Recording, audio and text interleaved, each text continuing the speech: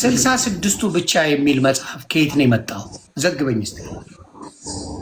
ማን ይሰጣ? 66ቱ እኮ ኦርቶዶክስም የምትጠቀመው 66ቱ ነበር አይደለም። ኦርቶዶክስ ከጥንት ጀምሮ የምትጠቀመው 80 አሐዱ ነው። ወደ ኦርቶዶክስ ጋር ማጠጋጋት የት ልሄድ? ሌሎቹ ኦርቶዶክስ 66ቱን ተጠቅማ አታውቅም። ማንንም ጴንጤ አስገብቼ ልጠይቅልን። ኦርቶዶክስ ሁሌም የምትጠቀመው 80 አሐዱ ነው። 80 አሐዱ ማለት 80 ለብቻው ነው። አሐዱ ማለት አንድ ነው። 81 ማለት ነው። ኦርቶዶክስ በጭራሽ 66 ብለህ እንዳትፎርሽ ነው። በ2000 አደላቡነ በቅዱስነታቸው ፓትሪያርኩ መጽሐፉን አንድ ያደረጉት እንጂ ከ2000 በፊት እኮ የተለያየ ነበር አይደለ? 66ቱ መጽሐፍ ቅዱስና ሌሎቹ ደግሞ የሆነ አንተ የሰጠ አንተ ነህ 66ቱ ያልከኝ። ከ66ቱ ውጭ ያልከኝ አለ። ማን ነው የሰጠ? ማብራታ ተሜ 66ቱ ማን ሰጠ? ሐዋርያቶች።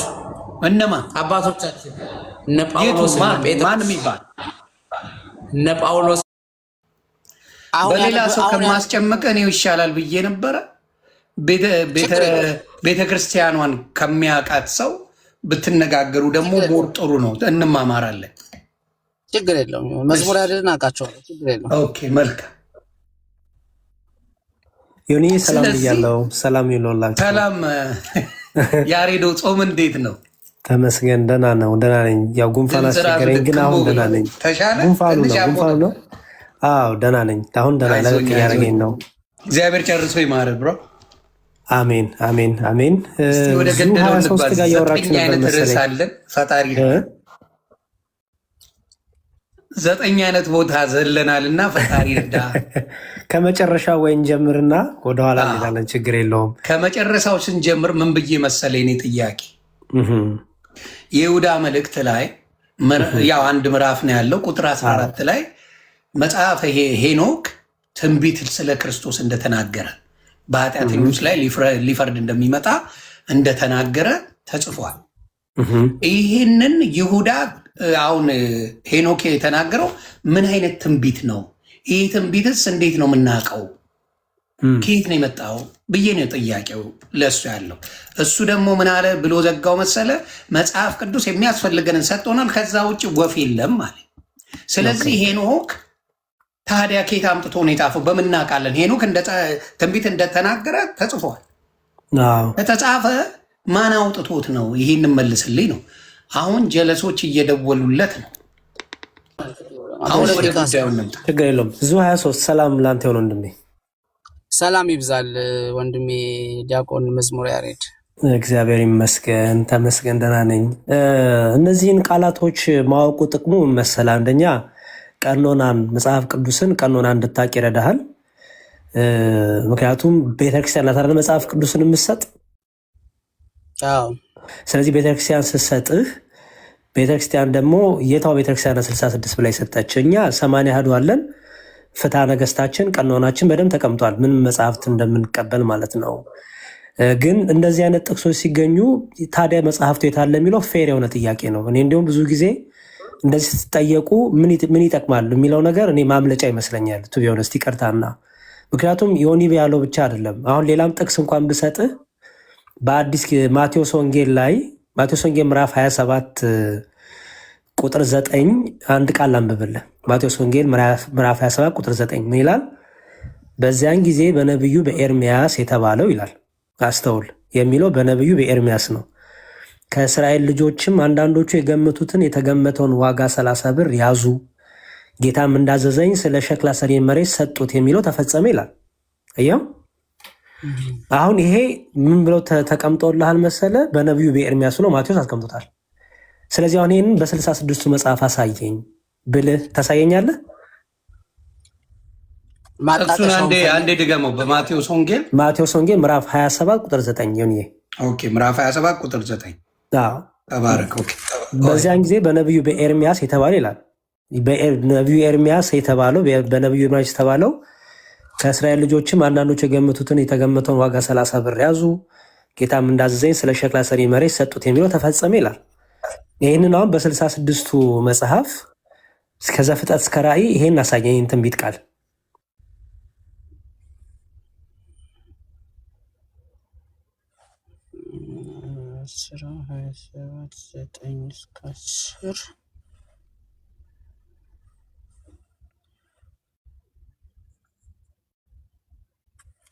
ቀጥል ማጣቀሻውን ፈልጌ እሰጥሃለሁ። ቀጥል። አይ ቀጥያለሁ፣ ጨርሻ እጠብቅሃለሁ። ከየት እስቲ በአዲሱ መደበኛውን ተጠቀም፣ ምንም ተጠቀም፣ ብቻ ግን ይሄንን ከኤርሚያስ መጽሐፍ ላይ አሳየኝ። እንዴ ቤተሰብ አይወጣም። ይሄ ወንድምማ በጣም አድርጎ ተማምረን ደስ የሚል ነገር ከጨዋውተን እንጂ ዝም ብሎ ውጣማ አይባልም። ይሄ ማይሆን ውጣ አይባልም። ሰዎችማ ገብተው እንድንማማር እንጨዋወት። ምን አልከኝ አባቴ? ግዴታ የማቴዎስ የተናገረውን ሄጄ በብሉይ ኪዳን ከሌለ ውሸት ነው ማለት ነው? ወይንም ካጣሁት ሌላ ቦታ መፈለግ አለብኝ ማለት ነው? ውሸት ነው ሳይሆን ልጠይቅ ይገባል። ምክንያቱም ማቴዎስ ከየት አመጣው ብለህ ልጠይቅ ይገባል። አሁን ውሸት ምናምን የሚለው ሳይሆን ማቴዎስ ከየት አምጥቶ ይህን ትንቢት ጻፈው፣ ከየት አምጥቶ ይህን ትንቢት ተናገረው። ምክንያቱም በነቢዩ በኤርሚያስ የተባለው ነው ያለው። ማቴዎስ እና ነቢዩ ኤርሚያስ ደግሞ በጣም የዘመናት ርቀት አላቸው። ሰው ማቴዎስ ይሄንን ከየት አመጣው ነው የእኔ ጥያቄ። ካለ ከኤርሚያስ መጽሐፍ ላይ ከ66ቱ አውጣና ስጠኝ እስቲ ይሄን ቃል። እኔ በ80 አሳይሃለሁ።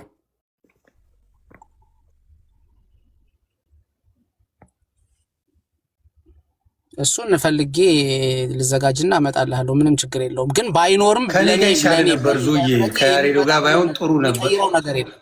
አይሆን ዙ 23 ወንድሜ እሱ አያጓታም። ወንድም አለም አሁን የሚቀይረው ነገር የለም። ምናምን የሚለው ነገር ለምን እንደማይጠቅም ልንገር። አንደኛ ከሐዋርያቱ ጋር ትጋጫለህ። መቼም ማቴዎስ በመንፈስ ቅዱስ ተመርቶ ጻፈው ብለህ እያመንክ መንፈስ ቅዱስ አናገረው፣ መንፈስ ቅዱስ የብሉይ ኪዳኑን ወደ ትንቢቱን ወደዚህ እያመጡ እንዲጽፉ መንፈስ ቅዱስ ገለጠላቸው እያልክ የማቴዎስ ወንጌል ነው እያልክ ቃለ እግዚአብሔር ነው እያልክ ልክ ሲጠቀስብህ ምን ይጠቅመኛል ካልክ ችግር ነው። መሆን ያለበት እኔ ባላገኘው አንተ ያላገኘው እሱ ነው መጠየቅ ያለብህ። እኛ አግኝተነዋል። አይሆንልህ እኛ ኦርቶዶክሳን አግኝተነዋል፣ መጽሐፋችን ላይ አለ። አንተ ግን ፕሮቴስታንቱ አላገኘኸውም። አንተን ብቻ አይደለም ጠቅላላ ፕሮቴስታንቱ አላገኘውም። ዋይ ለምንድን ያላገኛችሁት? አሁን አንተ አግኝተኸው የጨመረልህ ነገር አለ እኔ ካጣሁት? እኔ አንተ ያጣውን የጨመረኝ ነገር ሙሉ መጽሐፍ ይዣለሁ ማለት ነው። እኔ ሁሉን መጽሐፍ በመያዝህ እኔ ደግሞ አንተ ያዝከውን መጽሐፍ ባለመያዜ የጎደለብኝ ነገር አለ? አዎ አንተ ተሸውደሃል ማለት ነው። ሐዋርያቱ የሰጡህን መጽሐፍ ከሐዋርያቱ የነበረውን በሐዋርያ ቅብብሎሽ ተሰርቶ የነበረውን ቀኖና መጽሐፍትን አንተ አላገኘህም ማለት ነው። የሆነ ቦታ ላይ ተቆርጠሃል ማለት ነው። አንተ አለመቆረጤንም አስነግርህ ማቴዎስ የጻፈውን አምኜ ማቴዎስ የጻፈውን ተቀብዬ መዳን ሆኖልኛል።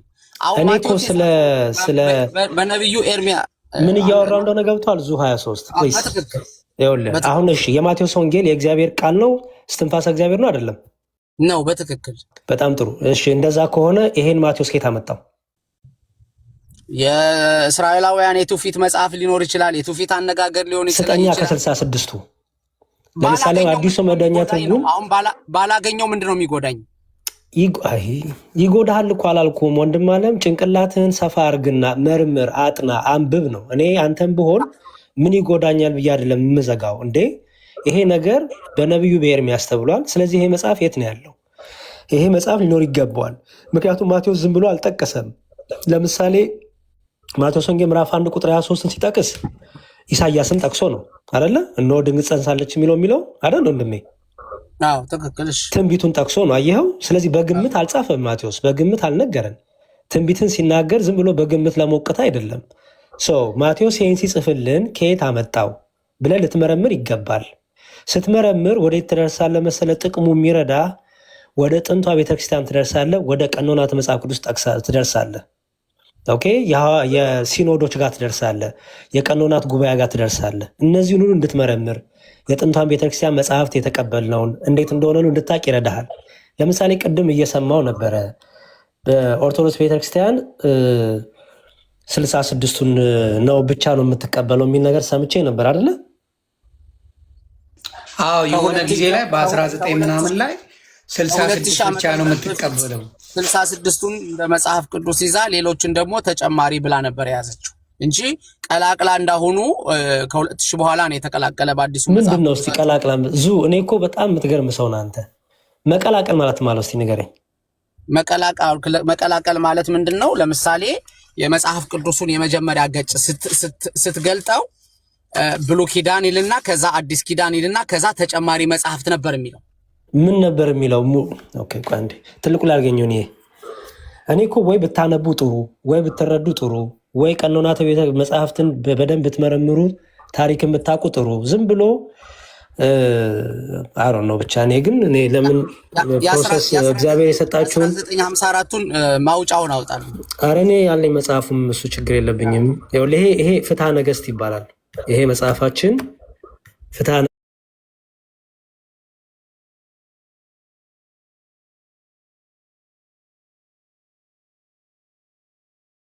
ነገሥት ይባላል። ኦኬ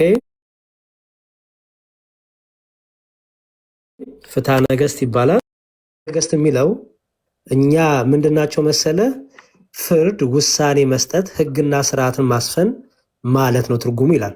ኦኬ ስለዚህ ቤተክርስቲያን ለልጆቿ ስርዓትን፣ ህግን የምታስተምርበት የመጽሐፍ ቅዱስ ቀኖናዎች ምን እንደምንቀበል የተቀመጠበት የምዕመናን ህይወት እንዴት መምሰል እንዳለበት ካህናት፣ ዲያቆናት፣ ሰባኪያን፣ መዘምራን፣ ጋብቻ፣ ማጨጥ ይሄ ሁሉ የተቀመጠበት ነው። የስርዓት መጽሐፋችን ነው። ኦኬ እኛ ስርዓት ስላለም ዝም ብለን በግምት የምንኖር አይደለንም፣ ወይ በግምት እንደፈለግን የምንመላለስ አይደለንም። እዚህ ላይ እንደምታየው ስለ ቤተ ክርስቲያንና ለስሟ ስለሚገባው ሁሉ አንድ፣ ቀጥሎ ደግሞ ስለሚቀበሏቸው ጥንታውያን መጽሐፍት ይላል። ይኸው ኦርቶዶክሳዊ ተዋሕዶ ቤተክርስቲያናችን ስለምትቀበላቸው ጥንታውያን መጽሐፍት ይላል። አንቀጽ 2 ያዘው ይጠቅመሃል። ሜይ ቢ ለመረጃ ለወደፊት በግምት ከምታወራ መዝሙረ ያሬድ እኔ ፍትሐ ነገሥትን አልጠቅስም አልቀበልም። አንተ መጥቀስም አይጠበቅብም፣ ግን ቤተክርስቲያኗ ላይ እንዳትዋሽ አትሊስት ይጠቅመሃል። ነገ ላይ ወይ የሆነ ሰው ሲያወራ ሰምተህ ካወራ አንተ ውሸታም፣ ምክንያቱም ቤተክርስቲያኗ እንዲህ አትልም ብለን አንዴ ስማኝ። ይሄንን ማሳየት እቀበለዋለሁ ብዬ አይደለም። የተነገረ ውሸት ከሰዎች የሰማው ውሸት አንተም እየደገምከው ስለሆነ አትሊስት በአሁን ሰዓት መጽሐፍትን ማንበብ በሚቻልበት ጊዜ ላይ ውሸታም እንዳትሆን ባትቀበለውም፣ ግን አይ ቤተክርስቲያኗ የምትለው ይሄ ነው በመረጃዋ በስርዓቷ በምትቀበላቸው በድንጋጌዋ ብለህ አትሊስት ባታምንበትም፣ ግን ሰዎች ሸዋሹ ቤተክርስቲያኗ ላይ ሸዋሹ ትክክል አይደላችሁም እንድትል ነው። አንተ መቀበል አይጠበቅብም፣ እንድትቀበልም ኤክስፔክት አላደርግም። እንድታውቀው ብቻ ነው ማሳየ። ስለሚቀበሏቸው ጥንታውያን መጽሐፍት ይላል አንቀጽ 2 ላይ እና ምን እንደሚል ላሳይ፣ ምን መጽሐፍት እንደምንቀበል።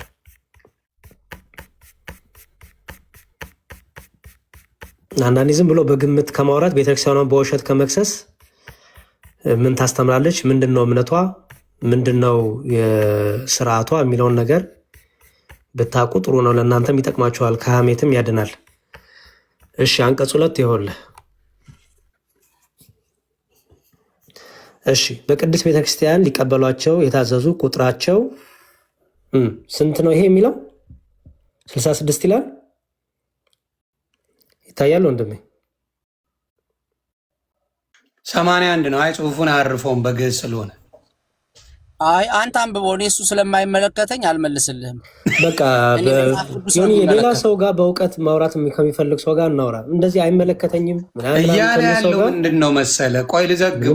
መዝሙረ ያሬድ እኔ እኮ የማላምንበትን መጽሐፍ ነው እያብራራ የማላምን አይደለም እያለ ያለ ይኸውልህ፣ ደግሞ አልመልስልህም። የጠየቀ ምን መሰለ? ቆይ ማውጫውን አሳየኝ። ዞያ 3 አንዴ ልዘግበህ። ቆይ አንዴ ያሬዱ ምን እያለ መሰለ? በደንብ ልንገርህ። ኦርቶዶክስ 80 አሃዱን ወይም ደግሞ 81ዱን ነው የምከተለው ስትል ከነ ማስረጃዋ ይዛል መታ ነው። አንተ 66ቱን የሰጠ ቤተክርስቲያን ወይም ደግሞ እንዲህ የደነገገልህ ማን ነው የሰጠ? ዘግበኝ አባቴ። ሲምፕል ተላስ እንደሱ አውጥተህ እሱ 81 ብሎ አሳየ ኦርቶዶክስ የሰጠችው። አንተ ደግሞ በፕሮቴስታንት 66 የሰጠኝ ይሄ ነው ብለህ ደግሞ አሳየን። ማን የሰጠ? የትኛው ሐዋርያ ነው ለእናንተ 66 ብሎ የሰጠው ማን ነው ብሎ በክርስቲያን ቋንቋ ነው ያወራ። እኔ ደግሞ ባራዳ እየነገርኩ ነው። ማን የሰጠ አባቴ ዘግበኝ። እሺ ላሳየው፣ ጥቂት ነገሮች ላሳየውና ችግር የለውም። ቆይ እሱን ይስጠን መጀመሪያ። ሬዶ እሱ አንተ ብዙ ያወራ ስለመሰለው የተበለጠ ስለመሰለው ነው። አንድ እሱ ይቀርና ዙዬ ምን ታደርግ መሰለ 66ቱን የሰጠ የትኛዋ ቤተክርስቲያን የትኛው ሐዋርያ የትኛው የሐዋርያቶች ቅብብሎሽ እንደሆነ ንገረን ዙዬ። ወደ 1954ቱ መጽሐፍ ቅዱስ ሄደ ማውጫውን ታሳየኛለህ እና በ2000 ደግሞ ለምን እንደቀላቀላችሁት አብራራለኝ። እሱን ብቻ መበላለጥ ያለ ነው የሚኖረው። እሱን መበላለጥ አልጠየቅኩም። የኔ አባት የእሱ ጥያቄ እኮ ያንተ ያልከው 66ቱን ማን እንደሰጠ ማን በሐዋርያ ቅብብሎች እንደሰጠ 66ቱን ንገረኝ ለኔ ማን የሰጠ? አሁን ኦርቶዶክስ ይኸው የሐዋርያት ቅብብሎች ነው 81 የተሰጠኝ ከሐዋርያት ነው ብላ አምጥታለች። አንተም ደግሞ ይህን ታሳየውና መዝሙር ያሬድን አፉን ታዘገዋለህ። አለቀ። ጎን የሐዋርያቶቹ መጀመሪያ 12ቱ ሐዋርያቶች ናቸው አይደለ? የሚጀምረው ከነሱ ነው አይደል? ሐዋርያነት የሚጀምረው ሐዋርያቶች እነሱ ናቸው አይደል? አልጠየቅኩም። እነሱም ይሆኑ አይሁንም ጥያቄው እሱ አይደለም። የኔ አባት ወደ መልስህ እነዚህ 12ቱ ቅብብሎች ያመጡት አሁን ኦርቶዶክስ የምትማንያ መጽሐፍ ረጃ ካለ ሐዋርያዊ ቅብብሎች ስለምትሉ እናንተ፣ እኛ ግን ሐዋርያቶቹ የጻፉት በባዶ ነው። ያሬዶ አለ ወይም ደግሞ እዚህም ጋር ሌሎች አስተማሪዎች ስላሉ እነሱም ሊነግሩ ይችላሉ።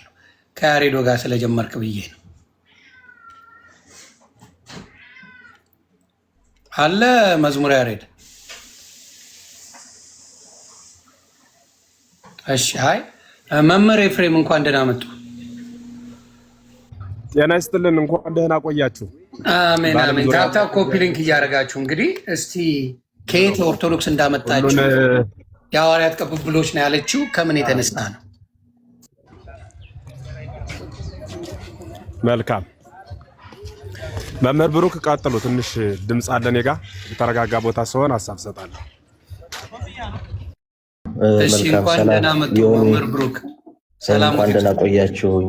ሰላም ለእናንተ ይሁን። ዮኒ መምህር ኤፍሬም ሁላችሁ እየተከታተላችሁ ያላችሁ ሰላም ብያለሁኝ። በመሰረታዊነት መጀመሪያ የተጠየቀው ጥያቄ መመለስ አለበት። እሱ ምንድነው? መጽሐፍ ቅዱስ እሱ በራሱ እኔ 66 ነኝ አይልም። መጽሐፍ ቅዱስ እሱ ራሱ 4 ወንጌል ነኝ አይልም። መጽሐፍ ቅዱስ እሱ ራሱ የሐዲስ ኪዳን መጻሕፍት ቁጥራቸው እንደዚህ ያክላል አይልም። ስለዚህ ኢቭን የማቴዎስ ወንጌል መሆኑን ወገናችን ከማን እንደተቀበለው ማስረዳት አለበት። የማቴዎስ ወንጌል መሆኑን የነገረችን ቤተክርስቲያን ነች። የዮሐንስ ወንጌል መሆኑን የነገረችን ቤተክርስቲያን ነች። የማቴዎስ ወንጌል መሆኑን መጽሐፍ ቅዱስ እራሱ አይናገርም። ኢቭን መጽሐፍ ቅዱስ ላይ ስትገልጥ የማቴዎስ ወንጌል የሚለውን በርዕስ ደረጃ የምታየው ቤተክርስቲያን ነች። ያንን አረጋግጣ ወንጌል 4 መሆኑን፣ የማቴዎስ ወንጌል ጸሐፊው ማቴዎስ መሆኑን፣ የዮሐንስ ወንጌል ጸሐፊው ዮሐንስ መሆኑን። ስለዚህ ወገናችን መጽሐፍ ቅዱስ እያለ ስለሆነ ኢትሰልፍ ከመጽሐፍ ቅዱስም ይሆን እኔ በታሪካዊ ክርስትና ሂደት ነኝ ያለሁት ብሎ የሚያምን ከሆነ ከታሪካዊ ክርስትና አንጻር ደግሞ ይኸው በታሪክ ደረጃ ይህን ያህል ነው ብሎ የሚያስረዳበት የታሪክ ምንጭ ካለ እሱን መልስ ይስጠንና የእኛን እናስረዳዋለን። ሐዋርያት እያለ ስለሆነ እኛ ከተቀበልናቸው ቅዱሳት የቀኖና መጻሕፍት ውስጥ ሐዋርያት ጠቅሰው ያስተመሩባቸው መጻሕፍት ጠቅሰን ማስረዳት እንችላለን። ግን ወገናችን ወንጌል 4 ነው፣ መጽሐፍ ቅዱስ ቁጥሩ 66 ነው የሚል መረጃ ይስጠንና ከዛ በኋላ የእኛን ማስረጃ እንሰጠዋለን። ቅድም ያሬዶ እየሰጠው እንደነበር ማለት ነው።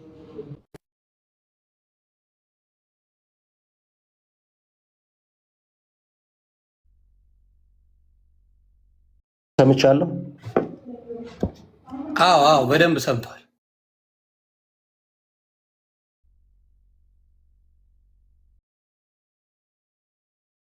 ብዙ እየጠበቅኩ ነው።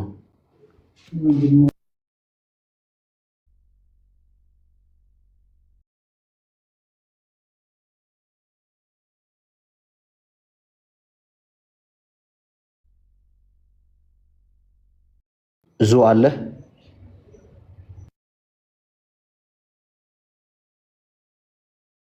ዟችን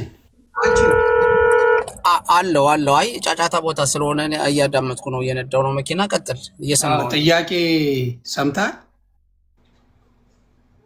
ጥያቄው ምንድን ነው መሰለ? የማቴዎስ ወንጌል መጽሐፍ ቅዱስ ላይ ወንጌል 4 ነው ተብሎ ማርቆስ፣ ማቴዎስ፣ ሉቃስ እንዲሁም ዮሐንስ የተባለው የሰጠች ማናት? ማን የሰጠ? ከዛ ነው መጀመር ያለበት ብለው እየጠየቁ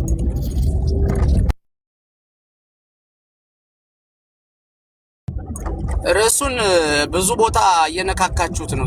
የተነጋገርነው ስለ ሄኖክ መጽሐፍ ነው መጀመሪያ፣ ከዛ ስለ ማርያም ነው የተናገርነው። ወደ እሱ ርዕሱ ተመለሱና በእሱ ርዕስ ላይ እናውራ።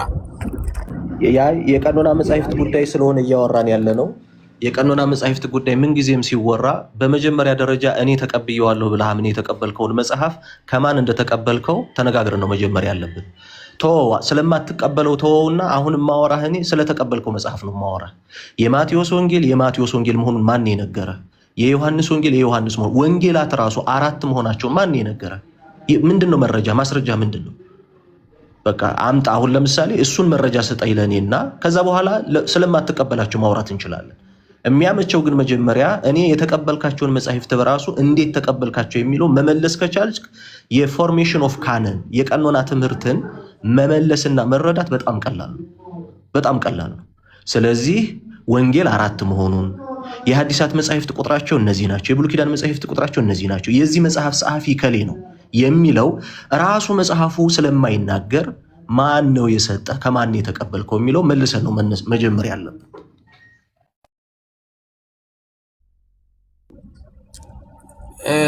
ከዮናስ ጋር እየተነጋገርን ያለነው ስለ መጽሐፈ ሄኖክ ነው። ስለ መጽሐፈ ሄኖክ መነጋገር ካለብህ ስለ መጽሐፈ ሄኖክ ለምን በመጽሐፍ ቅዱስ 66 ውስጥ እንዳልተካተተ እሱን በሱ ጉዳይ መነጋገር ከቻልን በሱ ጉዳይ እንነጋገር።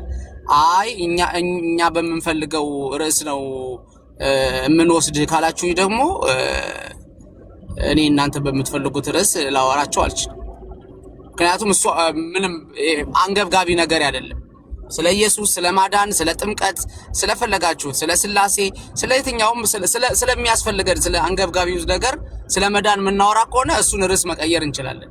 ከዛ ውጭ ግን ማቴዎስን ማን ጻፈው፣ ማን ሰጠ፣ እሱ ሌላ ጊዜ የሚወስድ ነገር ነው። አላውቀውም ማለት ችግር የለውም። የኔ አባት አንድ ነገር ልበል፣ አላውቀውም ማለት እኔ አሁን የማላውቀውን ቢጠይቁኝ እግዚአብሔር ምስክሬ አላውቀውም ነው፣ ምንም ችግር የለብኝም። እማውቀውን አውቃለሁ እላለሁ፣ የማላውቀውን አላውቀውም። እስቲ አስተምሩኝ። የእናንተ መረጃው ምንድን ነው? እኔም ደግሞ መረጃ ይዤ ተቀብዬ እመጣለሁ ማለት ያባት እኮ ምን አገባኝ እሱን ማወቅ ለምን ይጠቅመኛል? በዚህ ወጥቼ ነው በዚህ ገብቼ ነው አይባልም። ለምሳሌ የሆነ ፕሮፌሽን ስትወስድ ሙሉ የተማርከው ነገር ይጠቅማል ተብለ አይደለም፣ ያስፈልጋል ተብለ ነው። ያስፈልጋል አንድ ቀን ሊጠቅም ይችላል ተብለ ነው። የሆነ ፕሮፌሽን ሊኖር ይችላል። የተማርካቸው ትምህርት በሙሉ አንድ ቀን ሊያስፈልግ ይችላል በሚለው ነው። አሁንም መጽሐፍ ቅዱስ ላይ ይህን መጽሐፍ ቅዱስ ከምን ተነስቶ ነው ብለህ ስትጠየቅ እንደ ሰው ምንድን ካላወኩም ጠይቄ እመጣለሁ። አይጠቅመኝም አይሆነኝም የሚባለው ግን ካለማወቅ የሚመለስ መልሰን። ስለዚህ እናስተካክለው ብሮ፣ ለሌላ ጊዜ አይጠቅምም። ዝግት እያረቅ የምትሄደው ነገር አይጠቅምም። እነሱም ብትጠይቃቸው ተዘጋጅተዋል፣ መልስ አላቸው። ከየት አመጣችሁት? እኔ አላቅም፣ የኔን ጠይቃለሁ። እናንተስ ግን ከየት ነው ያመጣችሁ ብለህ ብትጠይቅ እኮ የኦርቶዶክስን እውቀቱ ይኖራል። ከዛ ወደ ሙሉ ወንጌል ሄደ ደግሞ ስጠይቅ መልሱን ይሰጠዋል። ከሌለም ደግሞ ኦርቶዶክስን ጠይቅ ይለዋል። መልስ ግን ትክክለኛ አይደለም። ላለመረታት ሳይሆን ለማወቅ ለመማማር ሞክር ነው። ኔ ትክክል ነው። አሁን እኔ የገባሁት ስለ መጽሐፈ ሄኖክ ለማውራት ነው እንጂ ተገቢነት ላስረዳ። ለምንድን ነው ጥያቄው ተገቢ የሚሆነው? የተነሳው ጥያቄ ለምንድን ነው ተገቢ የሚሆነው የሚለውን ላስረዳ። የመጀመሪያው ነገር አንድ ሰው ይህን መጽሐፍ እቀበላለሁ ይህን መጽሐፍ አልቀበልም ሲል በምን መሰረትነት ላይ ሆኖ ነው ይሄኛውን እቀበላለሁ ይሄኛውን አልቀበልም የሚለው? መሰረቱ በራሱ ምንድን ነው? ለምሳሌ መጽሐፈ ሄኖክን ቤተክርስቲያን እስከተቀበለችው ድረስ አንድ አካል ከቤተክርስቲያን ሌሎቹን መጻሕፍት ተቀብሎ መርጦ ይሄን አልቀበልም የሚልበት ምክንያት ምንድን ነው? ምክንያቱም ይሄ ቡፌ ጉዳይ እኮ አይደለም። ቡፌ ላይ እንዳለ ምግብ አይደለም እያወራን ያለ ነው። የሆነ ነገር የምትፈልገውን ፒክ አድርገህ የማትፈልገውን የምታይበት ጉዳይ አይደለም እያወራን ያለ ነው። ስለዚህ አንድ ሰው አንድን መጽሐፍ ቤተክርስቲያን የተቀበለችውን መጽሐፍ አልቀበልም ሲል የተቀበለውን ራሱ የተቀበለበት መንገድ ምንድን ነው የሚለው መፈተሽ አለበት። ይህን ጥያቄ ያነሳሁበት ምክንያት ምንድን ነው ካልን ዮኒ በጣም እንድትረዳው በሁለተኛው መቶ ክፍለ ዘመን ቤተክርስቲያን ከገጠሟት ፈተናዎች መካከል አንዱ መርቅያን የሚባል አንድ ሰው ተነሳና ምን አደረገ መሰለ? ለዚህ ዓለም ሁለት አማልክቶች አሉ። የበጎ አምላክ የፈጠረው ክፉ አምላክ የሚባል አለ፣ በጎ አምላክ የሚባል አለ። የብሉይ ኪዳን መጻሕፍት እንዳለ ክፉን አምላክ የሚሰብኩ ስለሆኑ የብሉይ ኪዳን መጻሕፍት አያስፈልጉም ማለትና ሪጀክት አደረጋቸው እንዳለ። እንግዲህ ክርስቲያን ነኝ ብሎ የተነሳ ሰው ነው። ከሐዲስ ኪዳን መጻሕፍት ደግሞ ሕግ የሚኮንኑትን ሕግ ጉዳይን የብሉይ ኪዳን መጻሕፍትን የሚኮንኑትን ከቅዱስ ጳውሎስ መልእክት የገላትያ መልእክትን ከወንጌል ደግሞ የሉቃስን ወሰደና ሌሎቹን አልፈልግም አለ። እንግዲህ ተመልከት፣ ቤተክርስቲያን የተቀበለቻቸውና በቤተክርስቲያን ውስጥ ቅቡልነት አግኝተው እየተሰበኩ እየተነገረባቸው ያሉትን መጻሕፍት ተወና ራሱ የሚፈልገውን መረጠና ከቅዱስ ጳውሎስ መልእክት የብሉይ ኪዳንን መጻሕፍትና ስርዓት የሚኮንነውን ብቻ ለይቶ ለራሱ ወሰደ። የመጀመሪያው ፈተና ይሄ ነበር። ሁለተኛው ደግሞ ኖስቲሲዝም የሚባል እንቅስቃሴ። እንግዲህ በታሪክ ያለንበት የክርስትና ህይወት የታሪክ ክርስትና ውስጥ ነው ያለ ነው። ታሪክ አለው ራሱ ከመነሻው እስከ መድረሻው እስካለንበት ድረስ። የኖስቲሲዝም እንቅስቃሴ ምን አይነት ጣጣ አምጥቷል በቤተ ክርስቲያን? የኖስቲሶች ምን ያደርጋሉ? ግኖስቲክ የምንላቸው በልማድ ማለት ነው። ክርስቶስ ሰው በመሆን ሳይሆን መስሎ ነው የተገለጠው ብለው የሚያምኑ ሰዎች ናቸው። ይሄ ስጋ የክፉ አምላክ ፍጥረት ስለሆነ ክርስቶስ ይሄንን የክፉ አምላክ ፍጥረት የሆነውን ክፉ ስጋ ሊዋሃደው አይችልም። ስለዚህ በመሆን ሳይሆን በመምሰል ነው ክርስቶስ የተገለጠው ብለው ያምኑ ስለነበረ የስህተት አስተምሯቸውን በትክክለኞቹ የሐዋርያት ስም የስህተት አስተምሯቸውን እየጻፉ የቶማስ ወንጌል፣ የይሁዳ ወንጌል፣ የበርናባስ ወንጌል፣ የማርያም ወንጌል ከ26 ያላነሱ ሲዶ ጎስፒልስ ሐሰተኛ ወንጌሎች ተጽፈው ነበር። መቼ? በሁለተኛው መቶ ክፍለ ዘመን። ታዲያ ቤተክርስቲያን ምን አደረገች? አይ እነዚህ ሐሰተኛ ወንጌሎች ናቸው፣ እውነተኞቹ ወንጌሎች 4 ናቸው ብላ የማቴዎስ ወንጌል የማቴዎስ መሆኑን የነገረችን ቤተክርስቲያን ነች። የሉቃስ ወንጌል የሉቃስ መሆኑን ለይታ ከሐሰተኞቹ ቆጥራ ሰፍራ እነዚህ ናቸው ብላ ለይታ የያዘችው ቤተክርስቲያን ነች የጠበቀችው። አንድ ሰው የማቴዎስ ወንጌልን የሰጠችውን ቤተክርስቲያን መሆኗን ሳያውቅ የሄኖክ መጽሐፍን የሰጠችውን ቤተክርስቲያን አልቀበልም ሊል እንዴት ይችላል? የማቴዎስን ከሷ ተቀብሎ እንዴ? ሐዋርያት ሌሎችን የብሉይ ኪዳን መጻሕፍትን ጠቅሰው አስተምረዋል። ይሁዳም የሄኖክን መጽሐፍ ጠቅሶ በመልእክቱ ቁጥር 14 ላይ ትንቢቱን ጠቅሶ ተናግሯል። የሐዋርያት አስተምሮ ነው ይሄ። ሌሎችም የጠቀሷቸው ክፍሎች አሉ። ስለዚህ መጽሐፍ ቅዱስን ሰው አሁን ይዤዋለሁ የሚለውን መጽሐፍ ተቀብሎ ግን ደግሞ ከማን እንደተቀበለው ሳያውቅ እኛ ከተቀበልናቸው መጻሕፍት እነዚህ ልትቀበሉ አይገባም ሊል አይችልም። መጀመሪያ እሱ የተቀበለውን ከማን እንደተቀበለው ማወቅ አለበት፣ መናገር አለበት። የጥያቄው ተገቢነት ለዚህ ነው። ይህንን ያነሳውበት ምክንያት ይሄ ነው እንጂ ወንጌል እኔ 4 ነኝ አይልም። ማቴዎስ የጻፈው እኔ ነኝ ብሎ አይናገርም እኮ ማቴዎስ ወንጌሉ። ማን የነገረን እንዴ? አንድ ሰው እኮ የማያምን ሰው መጥቶ ይሄ መጽሐፍ የእግዚአብሔር ቃል መሆኑን እኔ አላምንም፣ ማን ነው የሰጠን? ማን ነው ቢል ምንድን ነው መልስ? ከማን የተቀበልከው ማስረዳት አለብን። እንደው ዝም ብሎ ከሰማይ የወረደ ቁርአን እኮ አይደለም መጽሐፍ ቅዱስ። ከሰማይ የወረደ ቁርአን አይደለም። እንደ ነብዩ መሐመድ ከሰማይ ወርዶልኛል ብለህ ገግምን የፈጀች እንደዛ ይመስለኛል። ስለዚህ ይሄኛው ትምህርት አለ በእናንተ ዙዬ ላይ ትንሽ ነገር ነው የምልጨምር። አሁን ላይ ከድምጽ ትንሽ ወጥቻለሁ መሰለኝ። በመጀመሪያ ሁላችሁም ሰላም ብያለሁ። ወንድማችን ሲያነሳ የነበረው መምህር ብሩክ ቃለ ሕይወት ያሰማልን። እንደተባለው በኢትዮጵያ ኦርቶዶክስ ተዋሕዶ ቤተክርስቲያን ወንጌል ዘማቴዎስ ወይም ብስራት አብትሩ ፍረር ተናጋሪ በመለኮቱ ዮሐንስ ወልደ ዘብዴዎስ ብሎ ይጀምራል።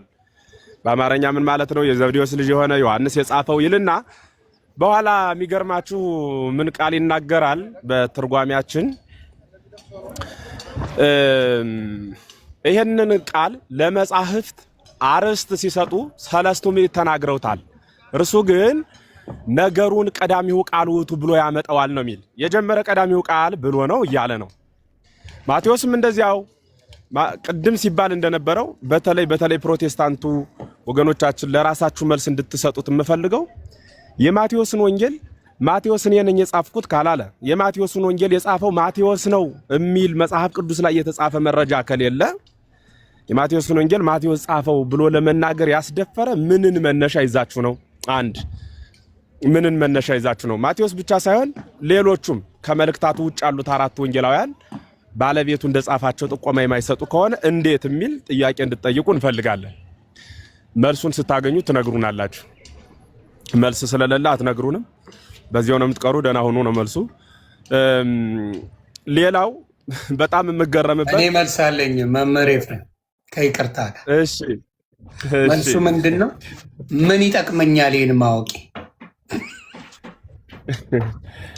ግሩም ነው። ይህ ነው ከነሱ መልሳውን የእነሱን ማን እንዳረገው ምን እንዳረገው ወንጌል ማን እንደሰጠኝ ባላቅ ጥቅሙ ከክርስቶስ ጋር ምን ያገናኘዋል ነው መልሱ አይደል? ዙዬ መልሱ አይደል? ፊዚክስና ባዮሎጂ፣ ኬሚስትሪ ወዘተ ሲማር ሰው ምን ይጠቅመኛል ብሎ መምህሩን ያላስጨነቀ ቤተክርስቲያን የምታስተምረው ትምህርት ምን ይጠቅመኛል ብሎ መናገር አባት ለልጁ መርዝ እንደማይሰጥ በወንጌል ተጽፏልና ቤተክርስቲያንም ለልጆቿ የማይጠቅምን የእግዚአብሔር ቃል አታስተላልፍም። በነገራችን ላይ መጻሕፍት እነዚህ ብቻ ሆነው አይደለም። አሁን ላይ ማንንም ሰው እጅ ላይ ያለው መጽሐፍ ቅዱስ 80 አሃዱ አይደለም፣ 73 መጽሐፍ ነው። ያውን እጃችን ላይ ያዝነው መጽሐፍ። የብሉይ ኪዳን መጽሐፍት 46 ናቸው። በፍትሐ ነገሥት ቅድም ያሬዶ ጨርሶ ቢያነብላችሁ በጣም ብዙ ትማሩ ነበረ። እዚያ ላይ ያሉት የብሉይ ኪዳን መጽሐፍት 46 ናቸው። ኩፋሌን አስገብተው ቢቆጥሩ የተመቸ፣ ኩፋሌን ቢያወጡ ደግሞ ሄኖክን ይቆጥራሉ። ሄኖክን ቢያወጡ ብለው በደንብ አመቻችተው አደላድለው ያስቀመጧቸው መጽሐፍት 46 መጽሐፍት መጽሐፍተ ብሉያት ይባላሉ። ቅድመ ልደተ ክርስቶስ የተጻፉ መጽሐፍት ናቸው። በኩራቸው መጽሐፈ ሄኖክ ነው። ሁለተኛ የተወለደው መጽሐፍ ደግሞ መጽሐፈ ኢዮብ ነው። ሶስተኛ ዘፍጥረት፣ ዘጸአት፣ ዘኍልቍ፣ ዘዳግም የሚባሉት የሙሴ 5ቱ መጽሐፍት ናቸው። እኒህ እስከ ዘካርያስ ወልደ በራኪው ድረስ ያሉትን ስንቆጥራቸው አጠቃላይ ቁጥራቸው 46 ይሞላል ማለት ነው። 46ቱ መጽሐፍት እስከ ዘመነ ሐዲስ ድረስ ያገለግሉ ኑረው በዘመነ ሐዲስ ደግሞ ጌታ ያጻፋቸው 4ቱ ወንጌላት እንደገና የሐዋርያት ሥራ 5 የሐዋርያው የቅዱስ ጳውሎስ መልእክት 14 መልእክት 14ቱን መልእክቱን ደግሞ 10ሩን ለሀገር 4ቱን ለሰው ነው የጻፈው። ለቲቶ፣ ለፊሊሞና፣ ለቀለሚንጦስ ማለት ይቅርታ፣ ለጢሞቴዎስ የጻፈውና እንደገና ለቲቶ ለፊሊሞና የጻፈው 10ሩን ግን ለሀገር የጻፈው 14 መልእክት 14 ሲደመር ቅድም 5 አስቀምጠናል ከግብረ ሐዋርያት ጋር እኩል ይሆናል በድምሩ 19 መጽሐፍት ይሆናሉ። ዮሐንስ ራእይን ብንጨምርበት ስንት ይመላል ማለት ነው? 20 ይመላል ማለት ነው። ከዚያ 7ቱ መልእክታት የሚባሉት የጴጥሮስ፣ ዮሐንስ፣ ይሁዳ፣ ያዕቆብ የምንላቸው እኒህ 7 መልእክታት ይባላሉ። በጋራ ስንደምራቸው 27 መጽሐፍት ይሆናሉ። አሁን ላይ በህትመት ደረጃ ሰው እጁ የያዛቸው መጽሐፍት እኒህ ናቸው። እኒህ ግን 27 ሲደመር 46 ቁጥሩ ስንት ነው የሚሆነው? 73 ነው ሊሆን የሚችለው። ለምን ስንት መጽሐፍ ቀርቶ ነው ቢባል የቀረ መጽሐፍ አለ። ያ መጽሐፍ 8ቱ የሥርዓት መጽሐፍት የሚባሉት መጽሐፍት አሉ። መጽሐፈ ኪዳን፣ መጽሐፈ ቀለሚንጦስ፣ መጽሐፈ ጽዮን፣ መጽሐፈ ግጽው የምንላቸው መጽሐፍት አሉ። እኒህ አሁን የጠቀስኳቸው 8ቱ የሥርዓት መጽሐፍት ይባላሉ። እኒህ 8 መጽሐፍት ቅድም ከነገርኋችሁ 73 መጽሐፍት ጋር ሲጋጠሙ እኩል ይሆናል 80 አሃዱ መጽሐፍት ከመዝ ነአምን ወከመዝ ልነብር ተብሎ የተነገረላቸው እኒህ ናቸው። እንደዚያ ምናምንባቸው እንዲያምን እንኖርባቸው መጽሐፍት አምላካውያት የሚባሉት እኒህ ናቸው ማለት ነው። በሚገርማችሁ በእጁ የያዘው መጽሐፍ ቅዱስ 80 አሃዱ ለመሆኑ በራሱ ማረጋገጫ የሌለው 66 ነው ብሎ ሲናገር 66 መሆኑ በቀኖና የተቀበለው በትውፊት ያገኘው ከመጽሐፍ ያላገኘው መሆኑን ጠንቅቆ እያወቀ በቀኖና እንዳልተቀበለው እያወቀ 66 መጽሐፍትን የሚያምን ፕሮቴስታንት እኔ ነኝ አለ። በእውነት ነው የምላችሁ። ይሄ ሉተርን ጥሩት 66 ለመሆኑ መጽሐፍ ቅዱስ ማስረጃ የት ነው ያመጣ? መጽሐፍ ቅዱስ 66 ይሁን ብሎ ብያኔ የሰጠው ማን ነው? እኛ ሰለስቱ ምዕትን እንጠቅሳለን። ሰለስቱ ምዕት ማለት መድኃኔ ዓለም ክርስቶስ ባረገ በ270 ምናምን ዓመት የተነሱ ወይም ደግሞ በ325 ዓመተ ምህረት ከልደተ ክርስቶስ ጀምረው የተነሱ 2000 ምናምን ሊቃውንት ተሰብስበው ጳጳሳት አበው ተሰብስበው በዚያ መካከል 318ቱ ሊቃውንት ተገኝተው ሃይማኖታቸውን አጽንተው አንድ አይነት ሐሳብ ይዘው የወጡበት ያ መንገድ ነህነስተን ተወከፋ በወይነ እንዳሉ ሊቃውንቱ እኛስ አባቶቻችን እንቀበላለን ብለን የምንናገር የአባቶቻችን ልጅ ስለሆን ያን የእግዚአብሔር ቃል ቋጥረው ሰፍረው ለክተው ይሄን ተመገቡ ከዚህ ውጭ እንዳትቀንሱ እንዳትጨምሩ ብለው አባቶቻችን ሰጠውናል። እነሱ ግን የሚጠቅሱት ማንን ነው? ያለ መሆኑ ለዘመናት ሳይፋለስ የመጣ የታሪክ መጽሐፍትን በየትኛውም አይነት ዘመን የታተመ የተጻፈ በብራናም ይሁን በወረቀትም ይሁን ወረቀት ከመጣ ጀምሮ የተጻፈ ጽሑፍ ማሳየት እንችላለን። ኦርቶዶክሳውያን በፕሮቴስታንቱ ዓለም የት ነው የሚገኘው? መጽሐፍ ቅዱስን 66 አድርግ የሚል ማን ነው ያለው? አይ እኔ ቅድም አንድ ነገር ሲናገር ወንድሜ ገርሞኝ አንተ 80 አሃዱ በመያዝህ እኔ ደግሞ 66 በመያዜ አንተ የተጠቀመው እኔ የተጎዳሁት የት አለ አለ። የእግዚአብሔርን ቃል ቀንሶ መተው እንደሚያስጎዳ አታውቁምን? ከዚህ ቃል የሚቀንስ የሚለው ቃል ለመጽሐፍ ቅዱስ አያገለግልም። ለዮሐንስ ራእይ ብቻ ነው የሚያገለግለው። በማቴዎስ ወንጌል የማቴዎስ ወንጌል ምዕራፉ 28 ነው። የማርቆስ ወንጌል ምዕራፉ 16 ነው። የሉቃስ ወንጌል ምዕራፉ 24 ነው። የዮሐንስ ወንጌል ምዕራፉ 21 ነው። እኒ አሁን የደመርኳቸው ወደ 89 ምዕራፍ የሚሆኑ መጽሐፍት አጠቃላይ በተስማምተን 89 ከሚሆን ጎደሎ ቁጥር ወይ 90 እናድርገው ወይ 11 ጨምረን 100 እንሙለው ቢባል ይፈቀዳል? ይቻላል? ይገባልስ? ስልክ ኦኬ ይገባል ወይ? ይቻላል? እንዲያ ማድረግ አይቻልም። ምን ችግር አለው ብንጨምረው የሚባል ነገር የለም። የሰጡንን እንይዛለን። ምክንያቱም በሰጡን እነሱ መንግስተ ሰማያት ስለገቡ የሰጡንን ከያዝን እነሱ ከሄዱበት መንግስተ ሰማያት እንገባለን። የሰጡንን ከቀነስ ነው ግን የቀነሱ ገሃነም ስለወረዱ እንደቀነሱት እኛም ገሃነም እንወርዳለን። ያህ እንዳይሆን የቤተ ክርስቲያንን መጻሕፍት ቆጥሮና ሰፍሮ ያስረከበን ማን ነው? ከማን ነው የተረከብነው? አባት የሌለው ልጅ የለም። ካለም ሌላ ነው። እኛ አባቶቻችን ስላሉን የአባቶቻችን ልጆች ነን። አባቶቻችን ሐዋርያት ለደቀ መዛሙርቶቻቸው ለደቀ መዛሙርቶቻቸው ተማሪው ለተማሪው እያልኳቸው ነው። እንዲህ ያለ ሳይፋለስ ከክርስቶስ ጀምራ ሐሳቧን ሳትለውጥ ክሪት ስንዱም መቤት የአማናዊት ኪዳን የአዲስ ኪዳን ኪሩብ ጌታን ያየንባት የምንቀበልባት መስታወት ባሕረ ሲኦልን የተሻገርንባት መርከብ ይህች ቅድስት ቤተክርስቲያን ናት። የማትናወጽ ዘላለማዊት የሚያናውጿትን የምታናውጽ ግብረ መልሷ ረቂቃዊ መለኮታዊ ግብረ መልስ ያላት ቤተክርስቲያን ናት። ስለሆነም ነው መደምደሚያ ሐሳቤ ማስረጃ ይዞ መሞገት ነው። አሁን መጽሐፈ ሄኖክ ለምን ከ66ቱ አልተቆጠረም? ለምን ሄኖክ ላይ ብቻ እናወራለን? 81 የሆነበት ምስጢሩ ምንድነው? እኛ የኛን ምስጢር እንናገራለን። ጠያቂ ካለ ከዚህ በላይ በደንብ እናብራራለን። በቃ ለሚይዝ ልቦና ለሚሰማ ጆሮ ይብላኝለት። ቤተክርስቲያን በዘመናት ሁሉ ታመሰጥረዋለች። ምንም የሚጎልባት ነገር የለም። 66 ለመሆኑ ግን ከኦርቶዶክስ ሳይታከክ የተቀበልነው በዚህ ጉባኤ የዚህን ጊዜ ነው ብሎ መናገር የሚችል ፕሮቴስታንት ካለ እኔ ምላሴ በጨርቅ ይታሽ ብሏል ያገሬ ሰው። እኔ የሚታሽ ነው ምለው። እናመሰግናለን። እሺ ወንድማችን ዙ23 እንግዲህ የእናንተን አመጣጥ በደንብ አድርገህ ዘግበኝ። ምክንያቱም የሐዋርያት ቅብብሎሽ እንዳለ ግልጽ ነው። ከሐዋርያት ነው የተቀበልከው። ስለዚህ ግልጽ አድርገህ ንገረን። አንተም እንደዚህ ዮኒ እያልኩት ያለሁት እኔ 66ቱን መጽሐፍ ቅዱስ አምናለሁ፣ አነባለሁ።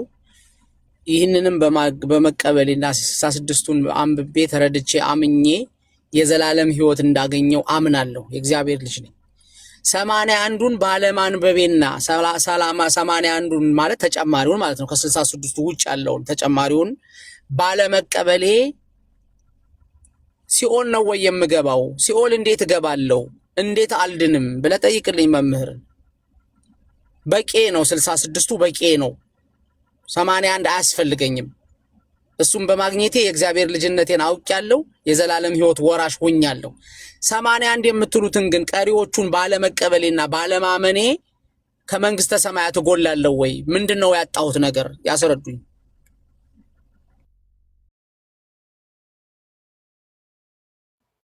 መምህር እያብራራው ነበር እኮ የሚገርመው። በደንብ አልሰማኸኝም ወይ? የልብ ጆሮ አልተከፈተም ማለት ነው። ንፋስ የሚወስደውን ጆሮ ተወውና የልብ ጆሮህን ከፍተህ እንድታደምጠኝ ይፈልጋለሁ። ምን ማለቴ ነው? አበው አባቶቻችን ይዘን የምንጓዝ ለምሳሌ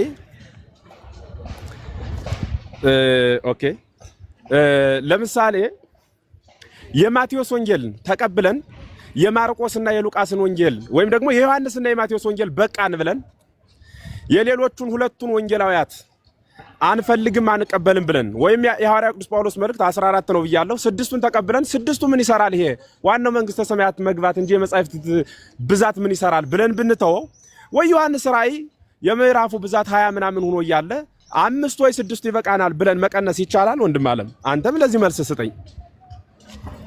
ብንቀንስ መንግስተ ሰማያት ከመግባት ይከለክለናል? ማይከለክለን ከሆነ ይሄን ያህል ንባብ በማንበብ መከራ ከምንበላ እንዳልኸው ተመካክረን 1-5 ምዕራፍ ብናስቀር ጥሩ ነው። ሌላውን ጥለን መሆኑ ነው ያ ማለት።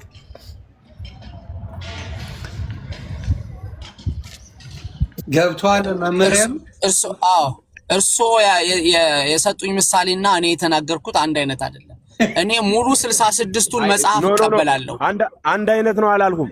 ይቻላል ወይ ነው ያልኩት እኮ። አይቻልም ይቻላል ብለው ነው የጠየቁት። እስቲ አዳምጥ በእናትህ ነው እንጂ ይቅርታ እንደ መምህር በጣም ይቅርታ ስላቋረጥኩ። ግድ እሳቸው የጠየቁ ምን መሰለ የጠየቁ ልንገርህ። አሁን ራሱ ከተቀበልከው መጽሐፍ ላይ ከማቴዎስ ወንጌል ላይ ወይም ከሉቃስ ወንጌል ላይ ከሁሉም ከተቀበልከው ላይ ቻፕተሩ ወይም ደግሞ ምዕራፉን ቀንሰ ይችን ብቻ ነው የምቀበለው ብትል ትክክል ወንጌል ነው ወይ ነው ጥያቄያቸው። ወይም ደግሞ ዝም ብሎ አንዱን መጽሐፍ መተው እዚህ መካከል አንዱን ቢተውት ጋርና አስወረድም ወይ ነው ጥያቄ። ገብቷል? 65 64 እናደርገው እንደማለት ነው። አይ እኔ እንደዛ የሚል እምነት የለኝም። እንደዛም ደግሞ አላለም። ምን ይሆን መሰለ አንተ አሁን ፋውንዴሽኑን ይዘህ አልመጣህም። ገብቷል? ዮኒ የጀመርነው ምን እንደሆነ ይዘህ አልመጣህም ማለት ተግባባ። ጠያቂው አሁን መጽሐፈ ሄኖክን ባለመቀበሌ ሲኦል ወርዳለሁ። መምህር ኤፍሬም እንዳሉት ማቴዎስን በመተው ገነት ትገባለህ። እሱ ነው በቃ የጥያቄ አሁን ወንድማችን ያነሳው ጥያቄ ልክ እንዳልሆነ ነው ያሳዩት በጥያቄያቸው። ወንጌላትን ተቀብዬ ቅዱስ ጳውሎስን መልእክት ብተዋቸው ገነት እገባለሁ አልገባም እንደማለት እኮ ነው፣ ሌላ አይደለም። ትክክል። በተመልማድ በሊም ሀበ ወልድኪ ከሃሊ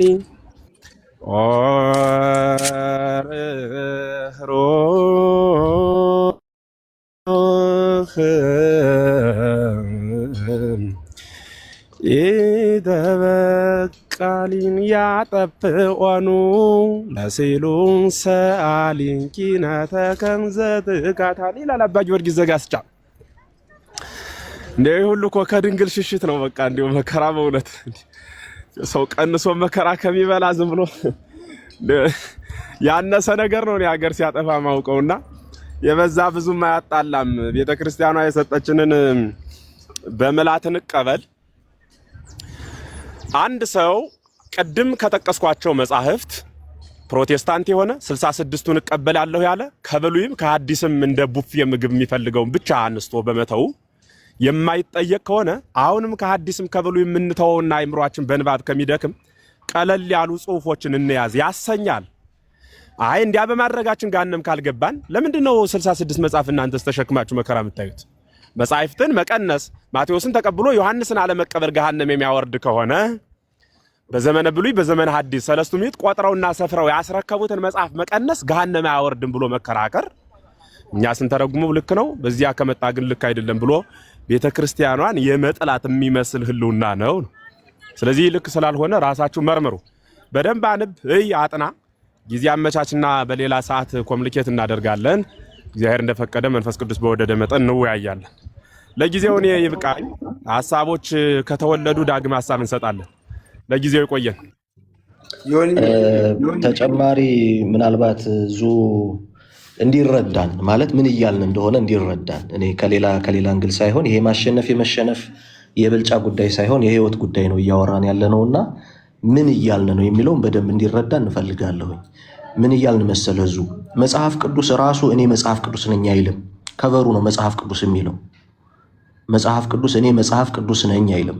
ይሄ መጽሐፍ ቅዱስ ነው ብላ የሰጠችው ቤተክርስቲያን ነች።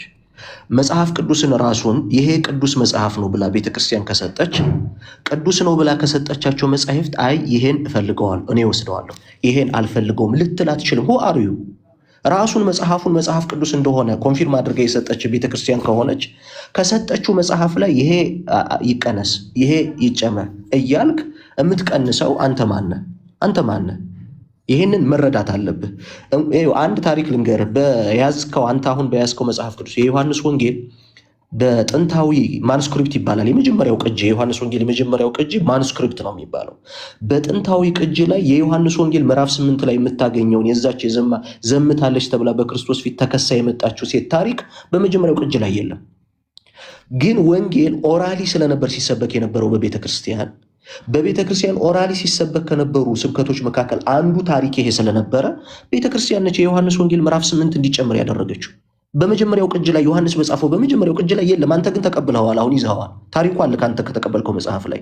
ቴክስቱዋል ክሪቲሲዝም ሰርተው ወደኋላ ብትመለስ ታሪክ ብታጠና የዮሐንስ ወንጌል ምዕራፍ 8 የመጀመሪያው ዮሐንስ ወንጌል ቅጂ ላይ አታገኘውም። ታዲያ ለምን ተቀበልከው? ቤተክርስቲያን ስለተቀበለችው። አሁን የያዝከውን መጽሐፍ ራሱ መጽሐፍ ቅዱስ እንድትል መነሻ ቤተክርስቲያን ነች። አንድ ይሄ ደግሞ እንዴት ነው ይሄን ልቀበል የምችለው ካልክ ለቤተክርስቲያን ይሄንን ስልጣን የሰጠው ራሱ ክርስቶስ ነው። የፋይናል ጀጅ የምታደርገው ቤተክርስቲያን በሁሉም ነገር የመጨረሻ ፍርድ፣ የመጨረሻ ቀኖና፣ የመጨረሻ ውሳኔ የምትበይነው ቤተክርስቲያን ነች። እንዴት? የማቴዎስ ወንጌል ምዕራፍ 18 ላይ ቁጥር 17 ላይ ክርስቶስ አንድ ነገር ይናገራል። በባልንጀራ መካከል ጠብ ቢኖር በሁለቱ መካከል ያለውን ጠብ ለመፍታት የሚካሄድበትን ርቀት መጀመሪያ አንተ የተቀየመህ ነው ያስቀየምከውን ያን ሰው እንዴት ባለ መንገድ መሄድ እንዳለብህ ሲናገር እንዲህ ይላል። ወንድምህ ቢበድልህ ሂደህ አንተና እርሱ ብቻችሁን ሆናችሁ ውቀሰው። ቢሰማህ ወንድምህን ገንዘብ አድርገኸዋል። ባይሰማህ ግን በሁለት ወይንም በሶስት ምስክር አፍ ነገር ሁሉ እንዲጸና ዳግመኛ አንድ ወይም ሁለት ከአንተ ጋር ውሰድ። እነሱንም ባይሰማ ለቤተ ክርስቲያን ንገራት። ደግሞ ቤተ ክርስቲያንን ባይሰማ እንደ አረመኔና እንደ ቀራጭ ይሆንልህ። ይህን ለምን መሰለህ ያነሳው? የቤተ ክርስቲያንን ስልጣን እንድትረዳ ነው። አሁን እዚህ ክፍል ላይ ክርስቶስ የመጨረሻ ጀጅ ውሳኔ ሰጪ ያደረጋት ማንን ነው? መጽሐፍ አላለም፣ ቤተ ክርስቲያን ነው ያለው። በሁለት ሰዎች መካከል አለመግባባት ቢፈጠር አንዱ ለብቻው ያንን ወንድሙን ቁጭ አድርጎ ይምከረው። ባይሰማው ሁለት ምስክር ይዞ ይምከረው። የመጨረሻ ግን ባይሰማው ለቤተክርስቲያን ይንገራት። ቤተክርስቲያን ጆሮ አላት። ቤተክርስቲያንን ባይሰማት ነው የሚለው። ቤተክርስቲያን ትናገራለች ማለት ነው። ቤተክርስቲያንን ባይሰማት እንደ ቀራጭ እንደ አረመኔ ይሁን። በቃ አሁን ቅዱሳት መጻሕፍትን ቆጥራ ሰፍራ ቤተክርስቲያን ስትሰጥ ቤተክርስቲያንን የማይሰማ ሰው እንደ አረመኔ እንደ ቀራጭ ነው የሚሆነው ማለት ነው። ለምን እንሂድ። ሐዋርያው ቅዱስ ጳውሎስ የመጀመሪያው የጢሞቴዎስ መልእክቱ ላይ ምዕራፍ 3 ቁጥር 14 አንስተን ሲናገር ምን ይላል? ፈጥኜ ወደ አንተ እንድመጣ ተስፋ አድርጌ ይህን እጽፍልሃለሁ። ብዘገይ ግን በእግዚአብሔር ማደሪያ ቤት መኖር እንዴት እንደሚገባ ታውቅ ዘንድ እጽፍልሃለሁ። ቤቱም የእውነት አምድና መሰረት የሕያው እግዚአብሔር ቤተ ክርስቲያን ነው። ቤተ ክርስቲያን የእውነት አምድና መሰረት ነች። ስለዚህ ቤተክርስቲያን የእውነት አምድና መሰረት ስለሆነች ቤተክርስቲያን የምትለውን አሜን፣ የምትሰጠውን እሺ ማለት ከኛ ይገባል። ቤተክርስቲያን የክርስቶስ ቤተክርስቲያን ስለሆነች ማለት ነው። ይህንን ነው በደንብ መረዳት የሚያስፈልገው። እንዴ ከመጽሐፍ ቅዱስ እኮ ቀድማ ቤተክርስቲያን ነች እኮ ያለችው። ከቤተክርስቲያን የሚቀድም ሐዲስ ኪዳን መጽሐፍ እኮ የለም። እንዴ አሁን እኮ አንተ ይዤዋለሁ ብለህ የምታውቀውን 66 ብለህ የያዝከውን በራስህ እምነት የያዝከውን መጽሐፍ የመጀመሪያ ዓመት ክፍለ ዘመን ክርስቲያኖች እኮ በቁጥር ያውቁት። የሁለተኛ ክፍለ ዘመን ክርስቲያኖች በቁጥር አያውቁትም። የሶስተኛ መቶ ክፍለ ዘመን ክርስቲያኖች በቁጥር እኮ አያውቁትም። በቤተ ክርስቲያን ነው ይሰሙት የነበረው። አሁን እንደምታውቀው ይሄ ተጠርዞ ያስከው መጽሐፍ በዛ ዘመን የመጀመሪያዎቹ ቅጆች በየአብያተ ክርስቲያናቱ በየምኩራብ ነበር ይነበብ የነበረው። የመጀመሪያ ቅጅ ስለነበር ገና ፕሪንት ሲስተም አልመጣም። ማቴዎስ የጻፈው አንድ ወንጌል ነው ያለው፣ ሉቃስ የጻፈው አንድ ወንጌል ነው እንጂ ያለው በየቤቱ አልነበረም። ከማን ነበር ይሰማ የነበረው? ከቤተ ክርስቲያን ነበር ይሰማ የነበረው መጻሕፍቱን። ከማን ተቀብሎ? ከቤተ ክርስቲያን ተቀብሎ። ስለዚህ የቤተ ክርስቲያንን ቀኖና መቀበል ግዴታችን ነው። ምክንያቱም 66 ብለህ የያዝከውን መጽሐፍ ራሱ መጽሐፍ ቅዱስ እንደሆነ የምትናገርበት ጉዳይ መጽሐፍ ውስጥ መጽሐፍ ቅዱስ ነው ስላል አይደለም። ቤተ ክርስቲያን ይህ መጽሐፍ ቅዱስ ነው ብላ ለይታ ጠብቃ ስላስረከበች እኛ ጋር ስላደረሰችው እና ይሄን መረዳት ብትችል ምናልባት ተደጋጋሚ ያው ጥያቄውን ሽፍት እያረከው ስለሆነ መሰረታዊ በሆኑ በድነት ጉዳዮች በነገረ ጥምቀት በሚስጥረ ቁርባን መነጋገር ከቻልን አሁንም ቢሆን በያዝከው መጽሐፍ ራሱ ያለውን ትምህርት በትክክል እንዳልተቀበልከው ማየት እንችላለን። አመሰግናለሁ።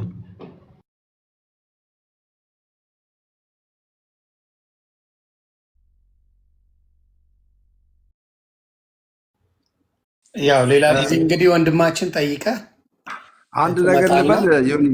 ጎሄድ ኦኬ ወንድማችን የማጥኛ ጽሑፍን ትቀበላለህ? የመጽሐፍ ቅዱስ የራሳችሁን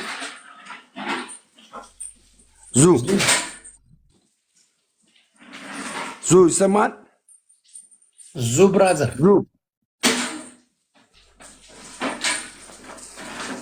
ፍትሆን ሄደዋል። ዙማ አዎ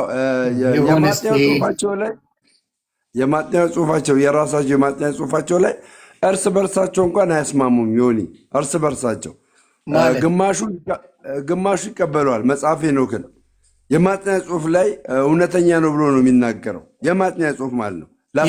ሙሉ ወንጌል የመጽሐፍ ቅዱስ አሁን መጽሐፍ ቅዱስ አንድ መጽሐፍ አላቸው፣ ትልቅ መጽሐፍ ማለት ነው። ላሳይ በፊት እሺ። ወይ ጉድ!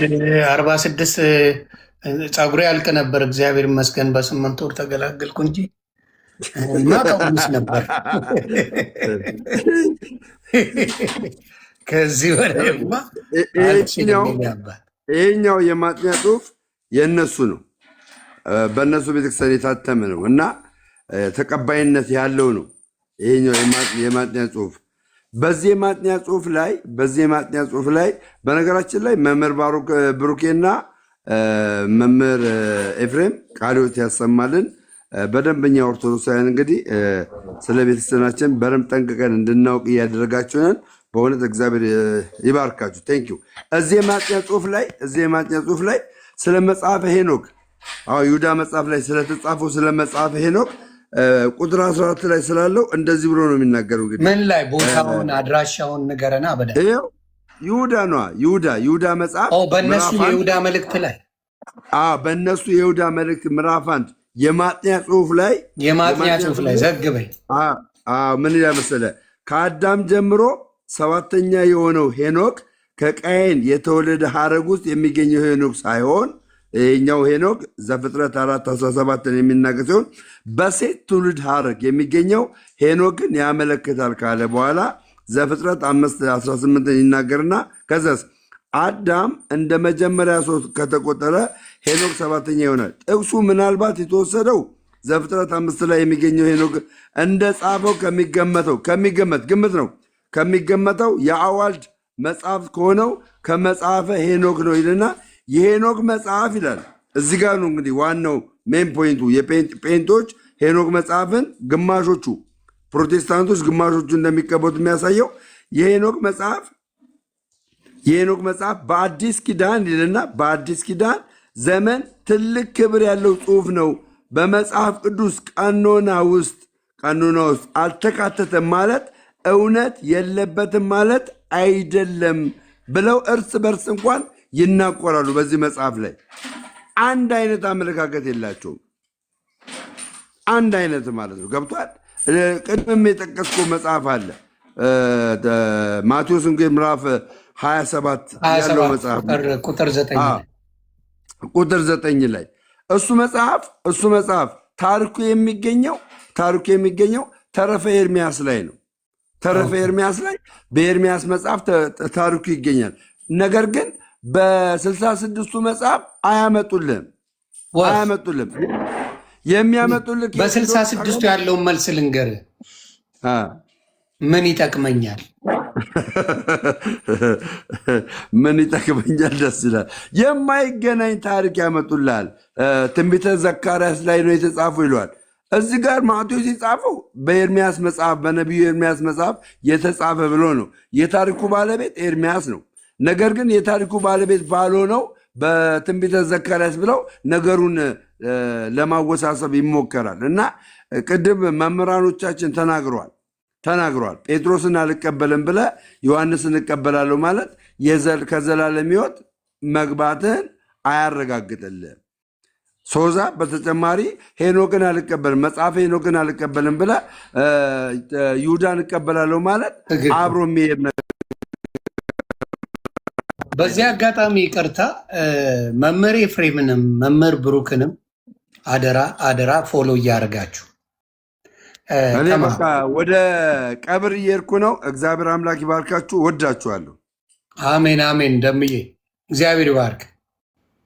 በጣም በጣም ደስ የሚል ነገር ነው እና የአንተ ትምህርት ላይ ራሱ ዙ 23 የአንተ ትምህርት ላይ ራሱ ስለ መጽሐፈ ሄኖክ በደንብ አድርጎ ይናገራል። የእናንተ መጽሐፍ ነው። ስለዚህ ያንን ብትማር ጥሩ ነው ለማለት ነው። እንግዲህ ዙ ከሌለ ላወርድ ነው፣ ካለ ግን የሆነ ነገር ብትል ደስ ይለኛል። ዙዋችን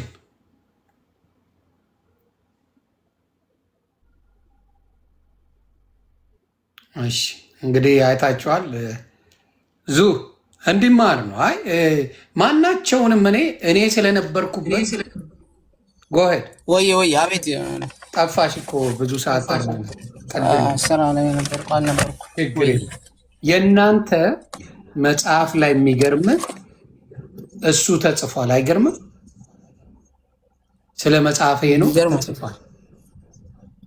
አልነበርክም? ይገርማል።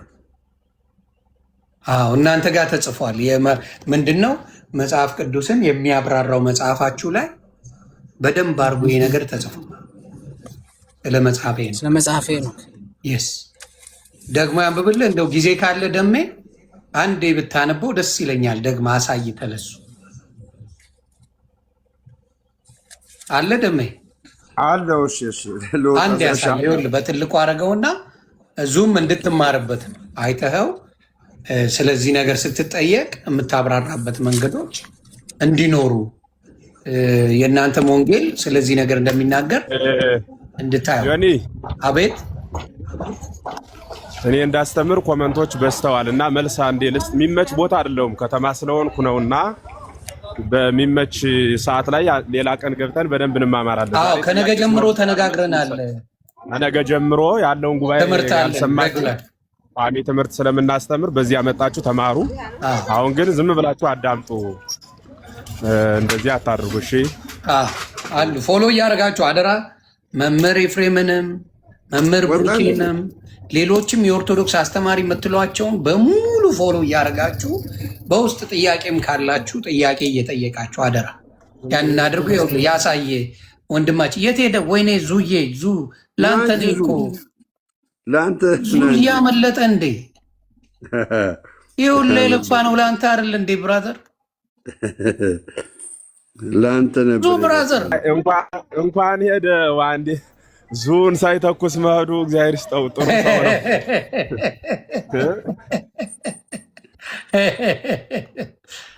ኦኬ ዙዬ ሄዷል። እሺ መጣ ተመልሶ ና እስቲ አንዴ ይሄ ለአንተ እንድታነበው ነው። ይኸውልህ አዳምጡ ዙዬ አይዞህ ይታያል። ወልካም ባክ እያየ ነው። ይሄኛው መጽሐፍ ነው ዙ። ይሄኛው መጽሐፍ ይሄ እናንተ መጽሐፍ ነው አይደል? መጀመሪያ ጠይቀው ፕሊዝ ዙ። ይሄኛው የማጽኛ መጽሐፍ እያየው ነው ቀጥል። የእናንተ ነው አይደል? መጀመሪያ ቆይ ማየት አይደል? ቆይ መካካድ አለ። ደሜ አንዴ ዝም በል ፕሊዝ ዙዬ፣ አንዴ መልስልኝ አባቴ። ይሄ እናንተ መጽሐፍ ነው አይደለም? የማጥኛ መጽሐፍ። እስኪ ማውጫውን ክፈትለት አንዴ።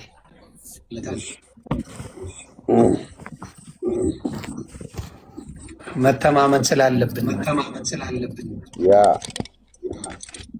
ማውጫውን አንዴ ክፈትልህ። ይኸው ማውጫው ይኸውና፣ ይኸው ከዘፍጥረት እናንተ ነው ቆይ ዝም በል። አይ እንትኑ የኢትዮጵያ መጽሐፍ ቅዱስ ማህበር የመጀመሪያዋን ፔጅ ነው ማውጫውን አለ ይሄኛውን የስ ራቅ አድርገው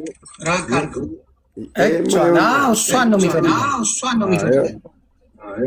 አሳየኝ። ምንድን ነው የሚለው? ዝቅ አድርገው ትንሽ ይኸው ኢንተርናሽናል እኔ የኢትዮጵያ መጽሐፍ ቅዱስ ማህበር የሚለው ነው። ዝቅ አድርግለት ወደ ታች። ቆይ አይደለም የዚህ ላይ ይሄኛው እዚህ ውስጥ ማለት ነው ዮኒ ያስተጋባል። ስዋይፕ አድርገው አንድ የስልክን ስዋይፕ አድርግና መልሰው። ዮኒ ማወቅ የሚገባ ነገር ምንድን ነው? እዚህ የመጽሐፍ ቅዱስ ማህበር ውስጥ የኢትዮጵያ መጽሐፍ ቅዱስ ማህበር አለበት፣ አባል ነው።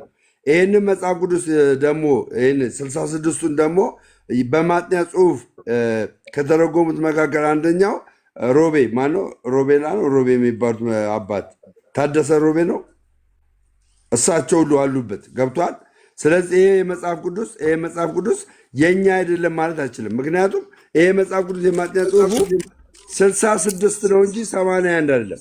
66 ነው 81 አይደለም። ይሄ ገባለም። ከዚህ ከመጽሐፍ ደሜ እኔ ማምነው የምቀበለው የኢትዮጵያ መጽሐፍ ቅዱስ ማህበር ያሳተመውን ነው። ማንም ኢንተርናሽናል ባይብል ሶሳይቲ ብሎ ስም መጣ፣ ተስፋዬ ሮቤሎ ገባ፣ ማሙሻ ፋንታውን ገባ፣ ለእኔ አይምለው። እኔ ሰው አልከተልም። የኢትዮጵያ መጽሐፍ ቅዱስ ማህበር የሚለውን ነው የምታሳየኝ።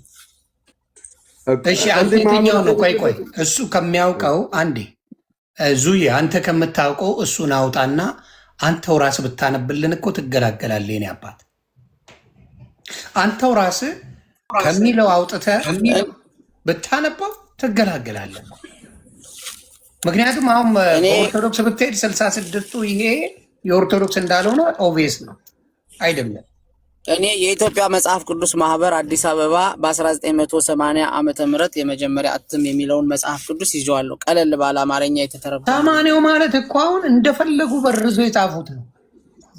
የኢትዮጵያ መጽሐፍ ቅዱስ ማህበር የኢትዮጵያ መጽሐፍ ቅዱስ ማህበር ማለት የኢትዮጵያ ኦርቶዶክስ ቤተክርስቲያን፣ የኢትዮጵያ ወንጌል አማኞች እና ካቶሊኮች ያሉበት የጋራ ስምምነት ላይ ደርሰው የሚጻፍ መጽሐፍ ነው።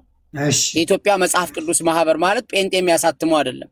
የኢትዮጵያ ኦርቶዶክስ ቤተክርስቲያን ወኪል አላት፣ የወንጌላውያን አማኞች ወኪል አላቸው፣ ካቶሊካውያን ወኪል አላቸው። በእነዚህ በሶስት ስምምነቶች የሚታተም መጽሐፍ ነው የኢትዮጵያ መጽሐፍ ቅዱስ ማህበር ማለት። ስለዚህ እኔ ማምነው የኢትዮጵያ መጽሐፍ ቅዱስ ማህበር የሚያሳትመውን መጽሐፍ እንጂ ኢትዮጵያን ባይብል ሶሳይቲ ምናምን ተብሎ 66 ስለሆነ ብቻ የሚሰጠውን ትርጉም 66ቱ ቀረ ሊቀበል አልችልም። 66 ሊሆን ይችላል፣ 66ም ሊሆን ይችላል፣ 81ም ሊሆን ይችላል። እማምነው የኢትዮጵያ መጽሐፍ ቅዱስ ማህበር ርቃት በላ አልሆነ። 66ቱማ የኦርቶዶክስ አይደለም፣ ልቦና ያውቀዋል። የምን ወዴት ነው የምትሄደው? አሁን ደግሞ 66ቱን ነው የምቀበለው አልከኝ። እሺ ያለን 66ቱ የኦርቶዶክስ እንዳልሆነ በግልጽ ደሜ የሚያሳይህ መጽሐፍ የኢትዮጵያ መጽሐፍ ቅዱስ ማህበር ያሳተመው መጽሐፍ አይደለም። ማን ያሳተመው? ጠይቀው። ኢትዮጵያን ባይብል ሶሳይቲ ነው የሚለው እና ምን ማለት ነው? እሱ በእንግሊዘኛ ስለሆነ የኢትዮጵያ አይደለም። የኢትዮጵያ ሌላ ስም ነው የጠቀሰልኝ። ምንድን ነው የጠቀሰልኝ? ዮኒ የኔላና አሳየን በለው እኮ ወደታች አሳየን በለው።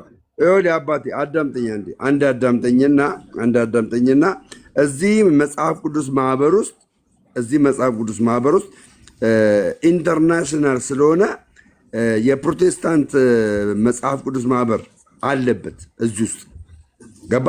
አንተ አሁን ይህን የማጥኛ ጽሁፉን እዛ ጽሁፉ ላይ ስህተት ካለበት ስህተት አለበት ብለህ አውጣልኝ። ከዋናው ጽሁፍ ገባ። ከዋናው ጽሁፍ ስህተት አለበት ብለህ አውጣልኝ። ከዛ ውጭ ግን ትርጓሜው ላይ ማጥኛ ጽሁፉ ላይ የእናንተ እንደሆነ ብዙ የመጽሐፍ ቅዱስ አዋቂዎች 100% ነው የሚቀበሉት። 100% ገባ። ይሄ የመጽሐፍ ቅዱስ እንደውም ከኛ ከኦርቶዶክሳውያን በጣም የሚጻረር ነገር ሁሉ ነው ያለበት። በጣም ቤተሰብ የውሃድ ከተመቸ ይገባል። አንድ ይቅርታ አድርግ ስሙታች ያላቸው ወንድምና እህቶቼ የውሃድ ጊዜ ካለው ገብቶ ያስተምራል ወይም ገብቶ ይነጋገራል።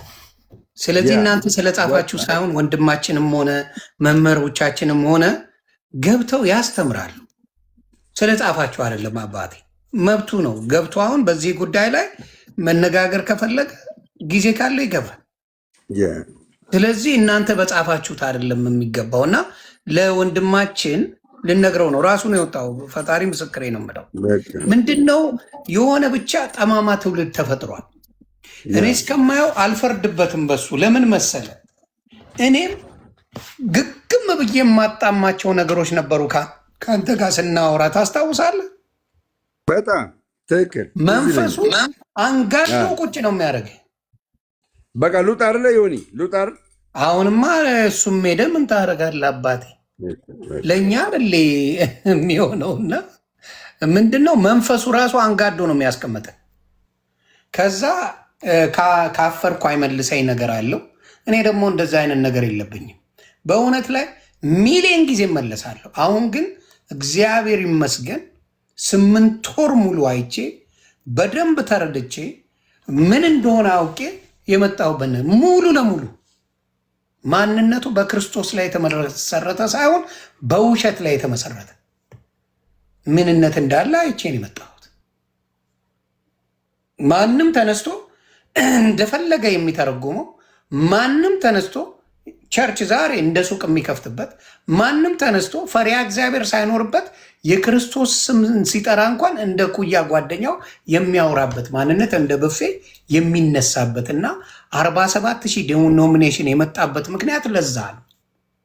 ኦርቶዶክስ ያልተሰነጣጠቀችው ማንም አንተ ስለፈለግ፣ አንተ ስለመጣ፣ አንተ ስለሄድክ ተብሎ አንተ ቅር ስላለ የሚቀር ወንጌል የለም። አንተ ትቀራለህ እንጂ ወንጌል አይሸራረፍም። አንተ ስላልተመቸ በዛ መኖር ተብላ ኦርቶዶክስ ሸራርፋ የምታስቀምጥልህ የለም። ይኸው እድሜ ልኳን አለች። አንተ ዮኒ ማኛ ስላልተመቸው ብላ የምታቆመው ነገር የላትም። ይሄ የተባረከ ማንነቷ ነው። ደምረው ስላልተመቸው ተብሎ የሚቀርልህ ወንጌል የለም። አንተ መሄድ ትችላለህ።